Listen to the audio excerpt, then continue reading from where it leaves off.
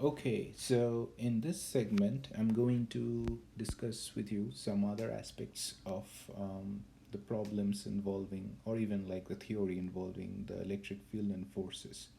All right, you may have already seen the lecture video where I discussed using the lecture slides, but I think it's also important if I go through a couple of things which will show up in your example problems when you're trying to understand them, and then eventually when you're solving the homework problems. Um, Remember, I have the hints already uploaded in the for the homework problems in Canvas. All right, so let's begin. Some other aspects of field problems or forces is that electric fields could be used to find out electric force and vice versa. Okay, so in problems you will see frequently that the magnitude of the electric um, force or electrostatic force, sometimes they call it that way, will be q times e. Now you have to understand that this q is the probe charge. Okay, so basically speaking, if you have one charge here, and it's easy if you denote it with uppercase q, and then if you have another charge here, lowercase q, then this guy is the probe charge. Why it is called probe charge?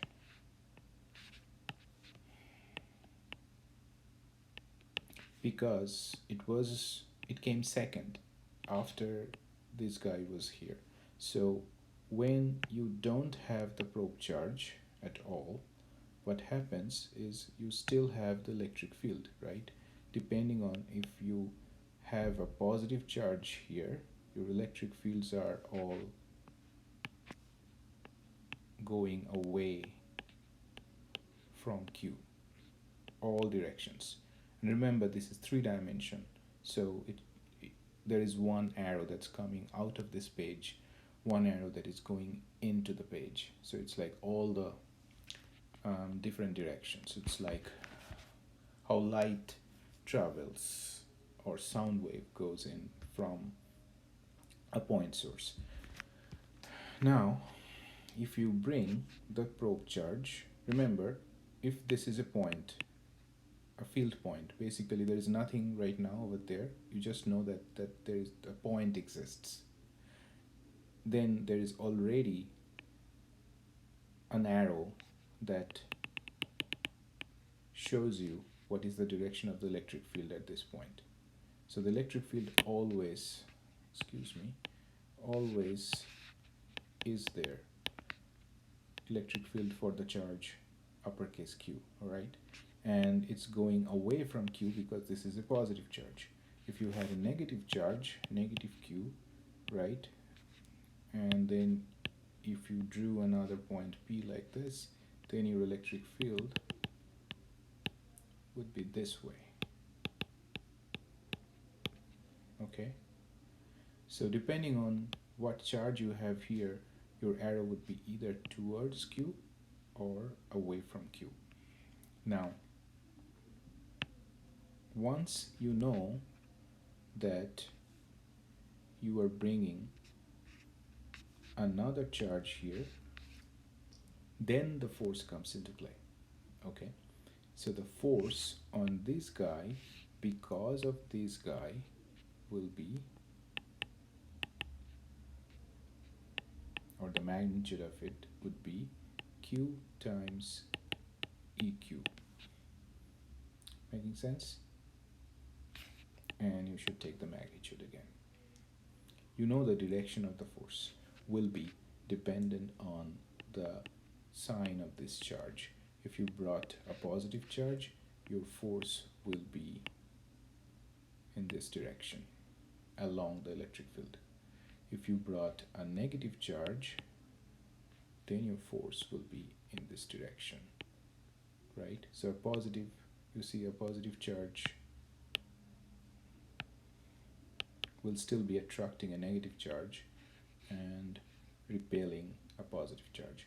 So this is how you get force from electric field. Look at this scenario in the bottom. You have a negative charge that's creating the field.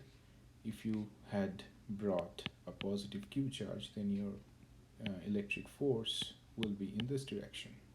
However, if you brought a negative q charge, then it will repel, right? So your force will be in that direction. Remember, it doesn't change the electric field direction. So electric field is always in this direction.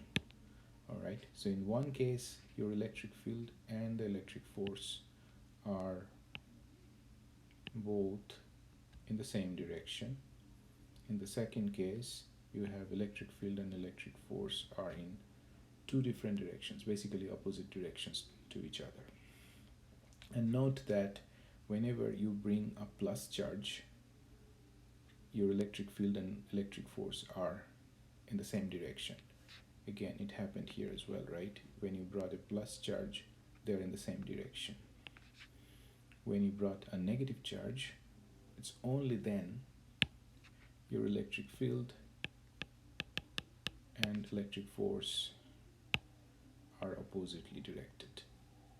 So this is a very important discussion regarding understanding how you get electric force from electric field. Now take a look at how we go the other way. When we have electric forces given to us, in order to find out electric field, we will just have to basically divide it by charge, right? So how do we do this? Remember, for Coulomb's law, if you had two charges, plus q, small q, right? So electric force is k q q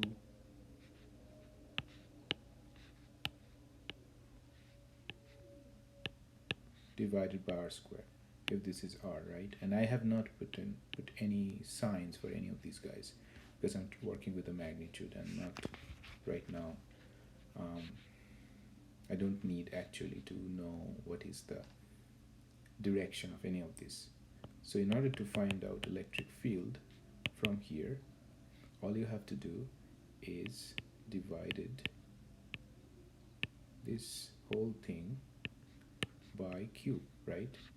So it's the same result still. If equals to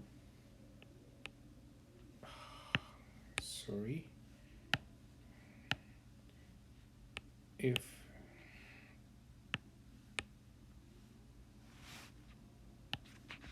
equals to QE, so let's use this space.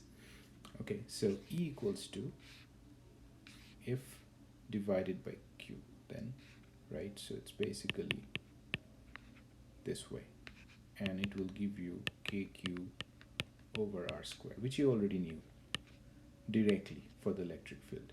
So you can go back and forth between force and electric fields, and you will keep doing it for the different purpose of the problems. Okay. There was another example in the book which talked about gravitational force and electrostatic force, right? So if you have a charge q and a mass attached to a point, right? So you have a weight that will go down, right? And then you could have, depending on if there is already an electric field, then you, depending on which way the electric field is, you could have a certain force acting on this guy. It could be in this direction, it could be in that direction, it could be again in the same direction of the weight, it could be basically any direction that you can think of. That's a pretty weak arrow. Okay, this one, all directions are possible for the electrostatic force.